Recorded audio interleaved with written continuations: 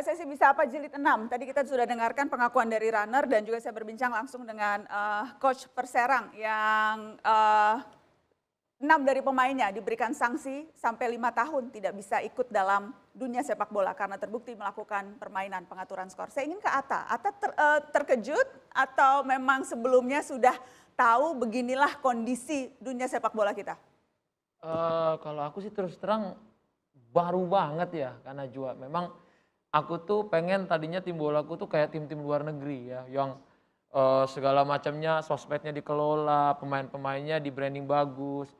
Terus dana yang kami dapat juga maksudnya 100% itu dari sponsorship dan dari duit kami, nggak dari duit-duit mana ataupun duit yang lain-lain lah ya. Maksudnya dari benar-benar hasil bisnis kami ya, saya dan Bang Bro Putra. Aku tuh kaget kalau misalnya aku tahu ya pemainku misalnya ya, kalau misalnya aku jadi yang punya Perserang pasti aku akan sakit hati banget ya. Apalagi kita kan invest di bola tuh istilahnya kalau dibilang untung tuh enggak ya karena Najwa ya. Kalau kita bilang malah rugi waktu, rugi tenaga, rugi uang tuh iya. Jadi kalau misalnya ada pemain yang kayak gitu pasti aku pedih banget sih. Mungkin aku nggak bisa tidur bisa sebulan ya karena aku 3 bulan 6 bulan ngeset tim segala macam kan nggak ada yang murah ya di bola ya dari hotel Tapi gaji Atta tentunya pemain. sebelumnya udah pernah dengar dong, ini kan cerita lama di dunia sepak bola kita. Aku tuh sebenarnya cuman fans berat timnas Indonesia sama fans Real Madrid ya.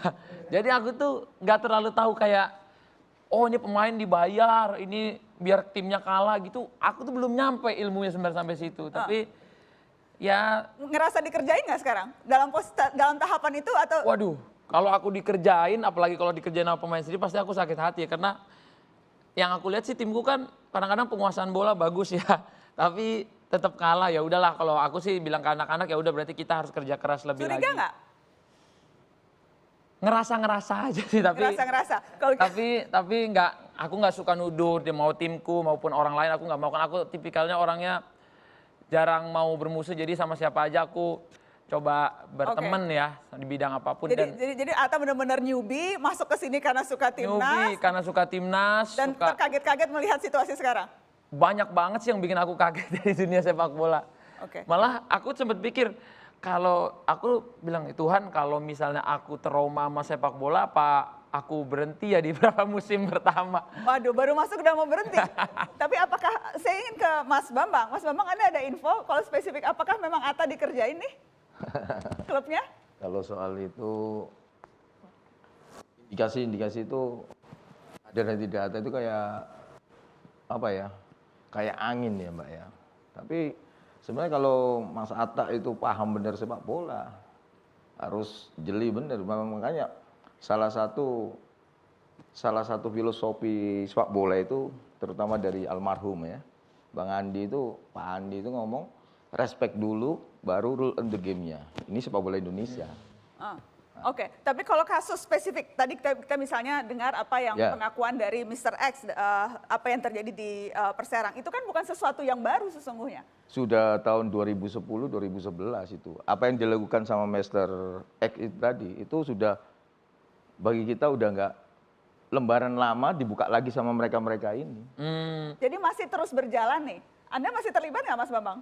Alhamdulillah saya nggak terlibat Mbak, gitu loh. Sudah clean betul-betul? Benar sudah. Tapi Anda masih tahu, masih dengar, masih lihat praktiknya Ya karena terjadi? teman-teman orang-orang yang di sana itu masih pernah ngubungin saya.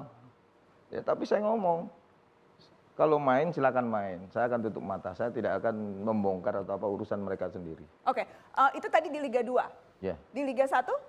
Karena ini baru 10 pekan nih. Gimana Mbak ya? Pengelolaan tim butuh dana.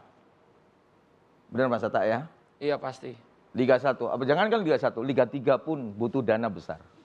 Sedangkan di Indonesia ini tim ini belum siap penuh untuk dana ini.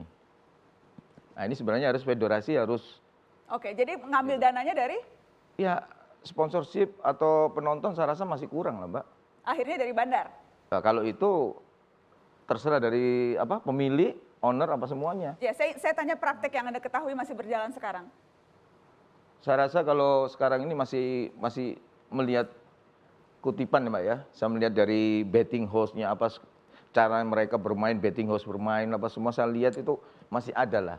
Apa pertandingan dari pergerakan market betting house, pertandingan mana yang Anda curigai ada pengaturan skor? Kalau kita bicara Liga 1 misalnya. Saya rasa kalau itu sebenarnya yang merasa aja Mbak ya. Yang merasa di belakang layar, saya harapkan tobat lah. Tobat aja sudah. Saya cuman bicara itu aja. Karena apa? Kita jangan membohongi supporter atau publik lah. Oke, pertandingan apa yang Anda curigai ada pengaturan skor? Ya sebenarnya berapa pertandingan Mbak ya. Cuman saya mau menyebutkan ini masih belum apa.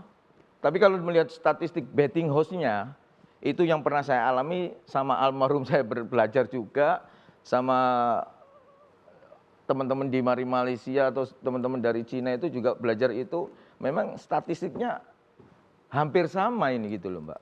Apa Tapi pertandingan yang mana tuh? pertandingannya ini, ya saya menyebutkan nanti dikira fitnah gitu loh Mbak. Oke. Nah. Tapi Anda masih, Anda tahu persis bahwa memang ada pengurus-pengurus klub atau pengurus-pengurus federasi yang memang masih bermain di sini. Kita tahu Satgas Mafia Bola kemarin menangkap, beberapa tahun yang lalu menangkap serangkaian petinggi PSSI begitu. Sekarang masih bermain tidak? Ya mudah-mudahan tidak bermain, mudah-mudahan. Berarti kan jawaban saya barangkali ada yang masih bermain. Anda tahu ada yang masih atau tidak? Insya Allah ada. Siapa itu Mas? Ini kalau saya mau sebut Mbak ya, inisial aja dulu lah, itulah. Ya, Mr. H gitu aja. Mr. H? Ya, tapi saya rasa kalau Apa posisinya apa? Esko bilang apa dia? H siapa nih? Banyak hal. Anda biasanya berani menyebut Mas Bambang? Saya paling berani Mbak. Insya Tapi Allah malam saya ini berani. Anda tidak berani, kenapa? Ada yang menelpon Anda? Oh enggak ada yang berani. Ada yang Biarpun ada yang mengancam Anda? menelpon, separuh nyawa saya ini sudah hilang Mbak. Oke, kalau begitu siapa kalau Anda tahu? Gimana Mbak ya? Kalau kita berbicara ini nanti karena bukti ini belum ada ya, belum konkret gitu loh. Tapi bukti ini sudah saya yang pegang gitu loh. Oke, saya ingin ke Mas Akmal. Mas Akmal, apa yang Anda lihat terjadi di tadi berangkat dari kasus Perserang dan apakah memang ini artinya permainan ini masih ya begini-begini lagi? Ya ini problem sepak bola. Nah, kalau kita lihat dari perjalanan kita nih sampai jilid 6, kita sudah mengalami 5 pergantian ketua umum PSSI yang latar belakangnya berbeda.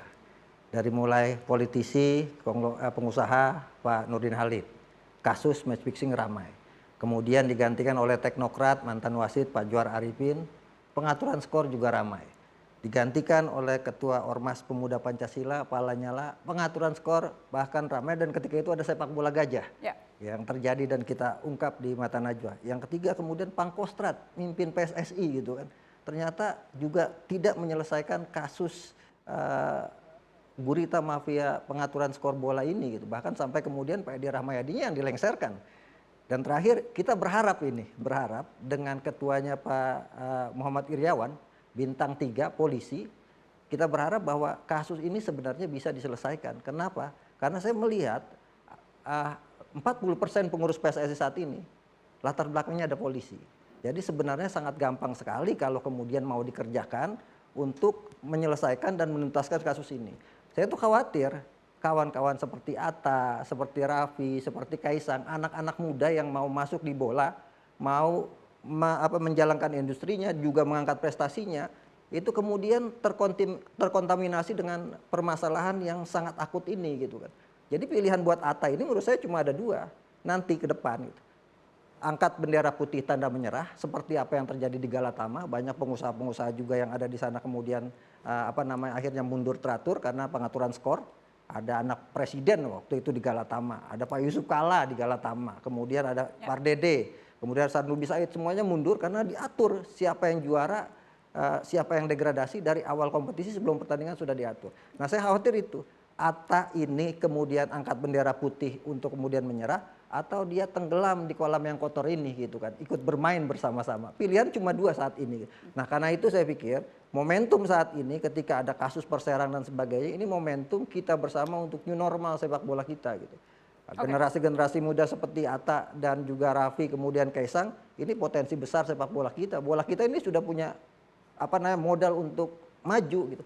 Tinggal masalahnya kita mau maju atau enggak. Gitu. Ini problem yang kita hadapi saat ini. Baik, yang juga salah satu yang marak belakangan ini adalah keluhan tentang wasit. Betul. Wasit yang dianggap tidak profesional, bahkan tudingan wasit juga ikut bermain dalam pengaturan pertandingan. Setelah ini Mata Najwa akan berbincang secara eksklusif dengan salah seorang perangkat pertandingan di Liga 1 yang akan buka-bukaan. Apa yang ia lakukan di pertandingan Liga 1 setelah pariwara.